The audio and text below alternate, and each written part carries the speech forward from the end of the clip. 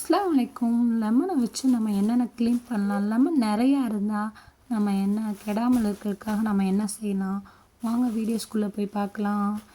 Welcome to என்னென்ன family vlogs. பச்சை மிளகா நம்ம வீட்டுக்காக கம்மியாக வாங்கியிருந்தாலும் நிறையா வாங்கியிருந்தாலும் ஒரு ஃபங்க்ஷனுக்காக நிறையா வாங்கியிருந்தாலும் அது கெடாமல் இருக்கிறதுக்காக நம்ம என்ன பண்ணணும்? அதோட காம்பு இருக்குங்கள்ல, காம்பை எடுத்துட்டு அதை வந்து ஒரு கவரில் நம்ம ஸ்டோர் பண்ணோன்னு வச்சுக்கோங்க. நல்லா ரொம்ப நாளைக்கு இருக்கும். நம்ம அதையும் நல்லா எப்போயுமே நம்ம ஃப்ரெஷ்ஷாகவே இருக்கணும்னு நம்ம நினச்சோன்னு வச்சுக்கோங்க. அதை ஒரு பாக்ஸில் போட்டு நம்ம ஸ்டோர் பண்ணோன்னா நல்லா ஃப்ரெஷ்ஷாகவே எப்போயுமே இருக்கும். நம்ம தக்காளி வாங்குறபோது சில நேரத்தில் கெட்டு போயிடும். தக்காளி அதுக்காக நம்ம தக்காளியில் அது நடுப்பகுதியில் நம்ம என்ன வேணாலும் யூஸ் பண்ணி நம்ம வெளியில் பேப்பர் போட்டு வச்சுக்கலாம், இல்லைன்னா ஃப்ரிட்ஜில் ஸ்டோர் பண்ணிக்கலாம். நிறையா லெமன் இருந்துச்சுன்னு வச்சுக்கோங்க, அது சில நேரத்தில் கெட்டு போயிடும். அதுக்காகத்தான் நம்ம வந்து அது மேலே தேங்காய் எண்ணெய் ஃபுல்லாக அப்ளை பண்ணி எத்தனை லெமன் இருக்கோ அதை ஃபுல்லாக அப்ளை பண்ணி நம்ம ஃப்ரிட்ஜில் ஸ்டோர் பண்ணோன்னு வச்சுக்கோ, கெடாமல் இருக்கும். வெளியிலையும் ஸ்டோர் பண்ணிக்கலாம். ஹாஃப் லெமன் எடுத்து நம்ம பேக்கிங் சோடா போட்டு நம்ம வந்து ஃப்ரிட்ஜில் பேட் ஸ்மெல் வராமல் இருக்கிறதுக்காக நம்ம இந்த ஓரத்தில் வச்சிடணும்.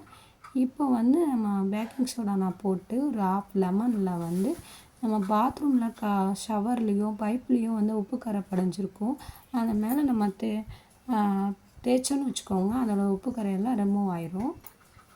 நெக்ஸ்ட்டு அதே பேக்கிங் சோடா வச்சு நம்ம ஹாஃப் லெமனில் நம்ம வச்சு நம்ம ஐஸ் கட்டி இருக்குங்கள ஃப்ரீசரில், அந்த ஐஸ் கட்டி நிறையாவே சேர்ந்துடும் சில நேரத்தில்.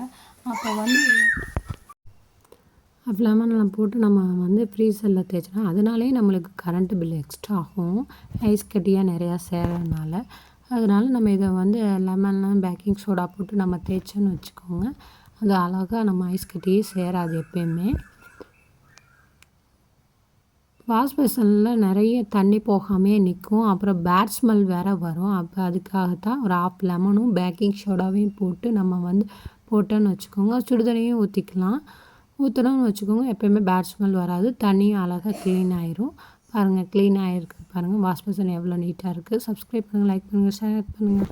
தலைப்பாயோட ஓரங்களில் வந்து அந்த குச்சிகள்லாம் வெளியில் வந்து அதுக்காகத்தான் நம்ம வந்து 4 சைடும் நம்ம துணி வச்சு தைச்சிக்கலாம். நான் டபுள் சைடு வச்சு தைச்சிருக்கேன். பிடிச்சிருந்தா லைக் பண்ணுங்கள், ஷேர் பண்ணுங்கள். தேங்க்ஸ் ஃபார் வாட்சிங்.